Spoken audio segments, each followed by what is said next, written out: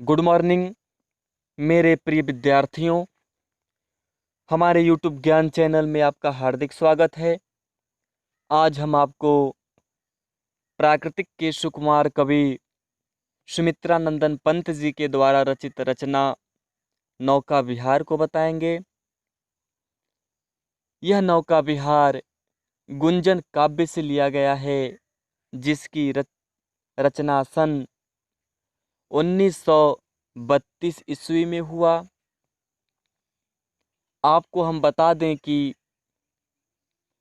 यह गुंजन काव्य की रचना करते वक्त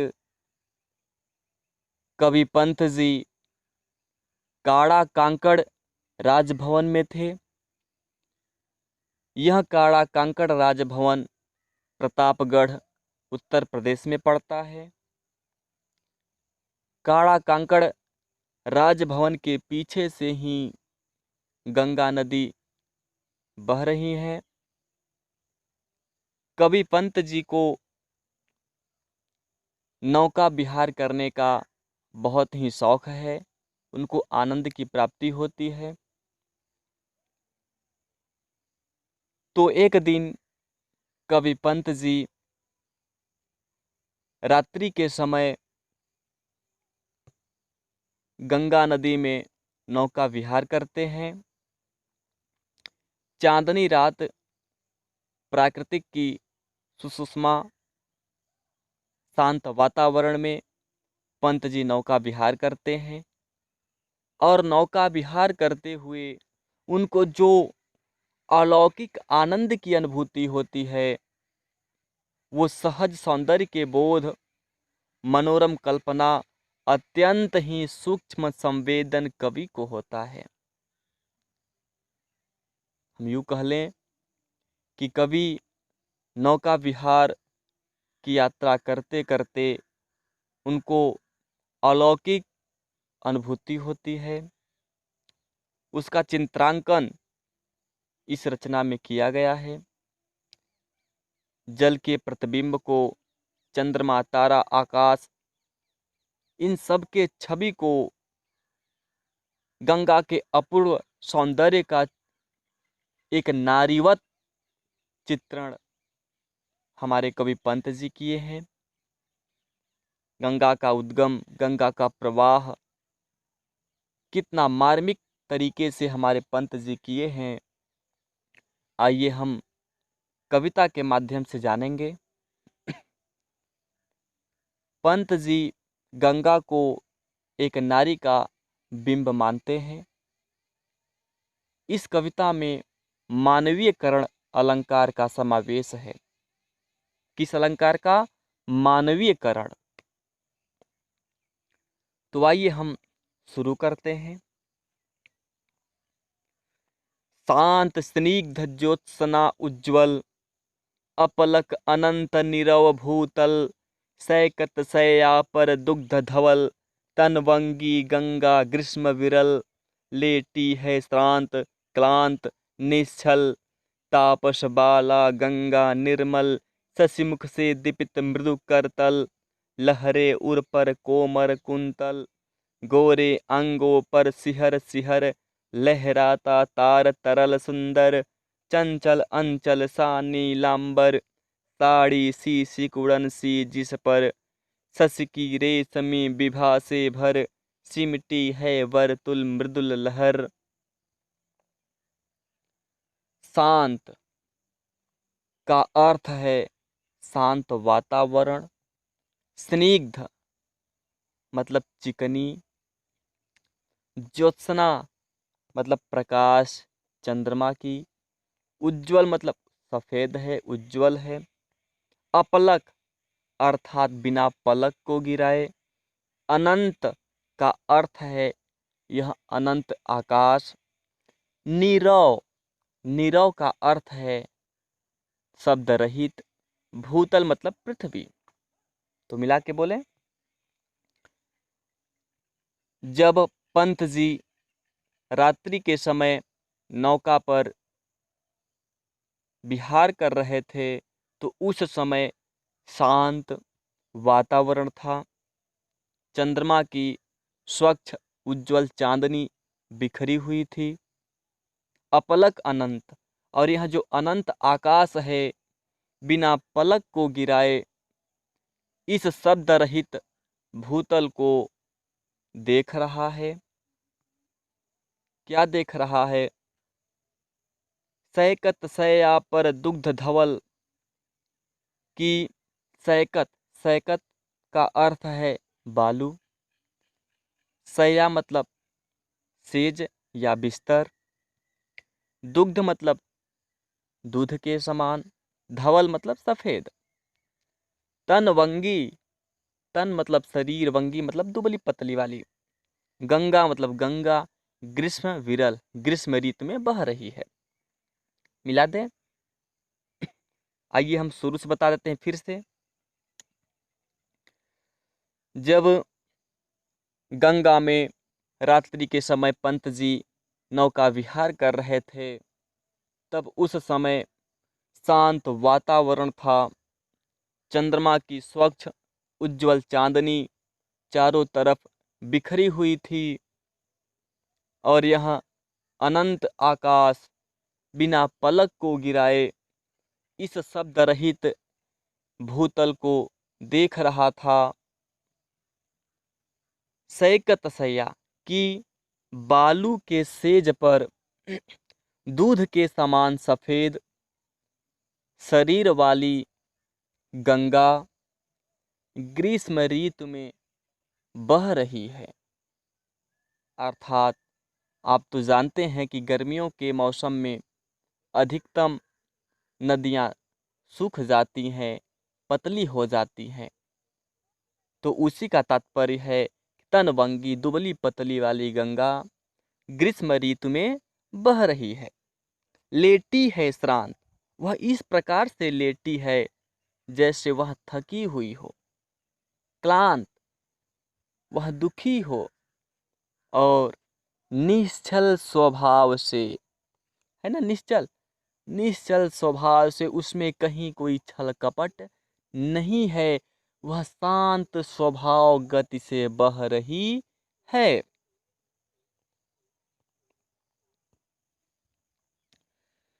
तापस बाला गंगा निर्मल शशिमुख से दीपित मृदु करतल। तापस बाला, उस समय गंगा एक तापस बाला, एक तपस्वी बालिका के समान निर्मल स्वच्छ प्रतीत हो रही थी। शशिमुख से दीपित, जो चंद्रमा के प्रकाश से प्रकाशित। मृदु करतल, उसके कोमल कोमल लहर रूपी हथेली प्रकाशित हो रहा था। ठीक, उस समय गंगा वैसी प्रतीत हो रही थी जैसे तापस बाला गंगा निर्मल, गंगा एक निर्मल निष्कपट तपस्वी बालिका के समान प्रतीत हो रही थी, जो चंद्रमा के मुख से स्वयं को प्रकाशित कर रही थी। लहरे उर पर कोमल कोमल कुंतल। कुंतल, कुंतल का अर्थ है केस, जिसके ऊपर अर्थात गंगा के ऊपर जो लहरें हिलोरा ले रही थी, वह लहरें बालों के समान कोमल कोमल प्रतीत हो रहे थे। गोरे अंगों पर सिहर सिहर लहराता तार तरल सुंदर, और गंगा के गोरे गोरे अंगों पर सिहर सिहर अर्थात रह रह करके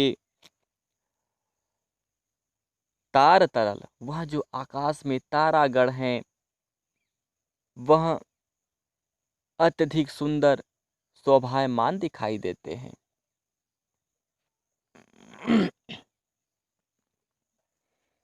एक बार फिर से बताएं इसी को। गोरे अंगों पर सिहर सिहर, क्योंकि गंगा की सौंदर्यता कैसी है? दूध के समान सफ़ेद है। ठीक, तो गंगा के गोरे गोरे अंगों पर सिहर सिहर के, रह रह करके लहरा रहा है तार, मतलब तारागण, तरल सुंदर, अर्थात आकाश में चमकने वाले तारेगण गंगा के स्वच्छ गोरे अंगों पर उनका प्रतिबिंब बन रहा है, जो बहुत ही सुंदर दिखाई दे रहा है। चंचल अंचल सा नीलांबर, जब तारोगण का प्रतिबिंब गंगा के जल में पड़ता है और जब जल हिलोरे लेता है, तब वह जल में चमकने वाले तारेगण ठीक वैसे ही दिखाई देते हैं जैसे चंचल अंचल, कोई आंचल अर्थात कोई आंचल एक चंचल चलायमान सा प्रतीत होता है। ठीक वैसे ही आकाश दिखाई दे रहा है।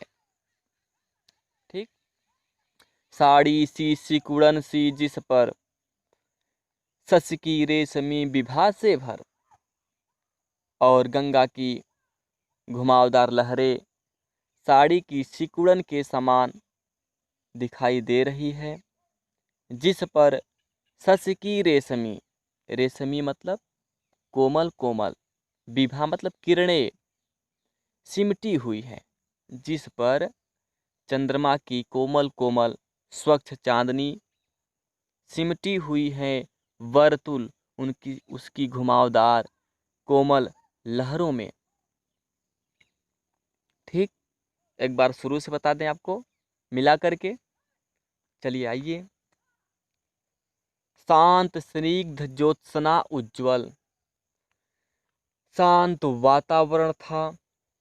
चंद्रमा की स्वच्छ उज्ज्वल चांदनी चारों तरफ बिखरी हुई थी। अनंत आकाश बिना पलक को गिराए शब्द रहित धरती को देख रहा था कि बालू के सेज पर कोई दूध के समान सफ़ेद दुबली पतली शरीर वाली गंगा ग्रीष्म ऋतु में बह रही है। वह ऐसी लेटी है जैसे थकी हो, मलिन हो और निश्चल स्वभाव से वह बह रही है, जिसे देखकर ऐसा लगता है कि तापस बाला गंगा निर्मल, यह जो गंगा है निर्मल स्वभाव से एक तपस्वी बालिका के समान बह रही है। शशिमुख से दीपित मृदुल करतल, कर मतलब हाथ, तल मतलब हथेली, जो चंद्रमा के मुख से, जो चंद्रमा के प्रकाश से स्वयं को प्रकाशित करती है, अर्थात अपने कोमल कोमल लहर रूपी हाथ की हथेली को और ही प्रकाशित कर रही है। ठीक, लहरें उर पर कोमल कुंतल, और गंगा की लहरें कोमल कोमल केस के समान, बालों के समान प्रतीत हो रहे हैं। गोरे अंगों पर सिहर सिहर लहराता तार, तरल सुंदर, और गंगा के गोरे गोरे अंगों पर रह रह करके आकाश में चमकने वाले तारेगण प्रतिबिंबित होते हैं। जल में उनकी छवि दिखाई देती है, जो अत्यंत ही सुंदर, मनोरम, मनोहारी प्रतीत होता है। गंगा के हिलोरे में बन रहे चंद तारोगण की प्रतिबिंब ठीक वैसे ही दिखाई देता है जैसे कोई आंचल चंचल चलायमान होता है। ठीक उसी चलायमान आंचल के समान आकाश भी चलायमान प्रतीत होता है, क्योंकि पानी के हिलने से उसमें पड़ रहे तारेगण की प्रतिबिंब भी हिलने लगते हैं, जिसे देखकर ऐसा लगता है कि आकाश भी, यह नीलांबर भी हिल डुल रहा हो। साड़ी सी सिकुड़न सी जिस पर, और गंगा की लहरें साड़ी की सिकुड़न के समान दिखाई दे रहा है, जिस पर शशि की रेशमी विभा से भर चिमटी है वर्तुल। वर्तुल मतलब टेढ़ी, घुमावदार।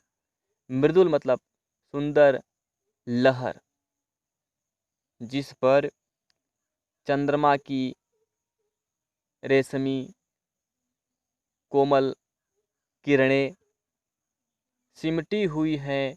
उसके घुमावदार टेढ़ी सुंदर लहरों में चंद्रमा की भी स्वच्छ किरणें सिमटी हुई है। ठीक। अगर आपको कहीं भी समस्या हो तो आप हमें ज़रूर बताइए।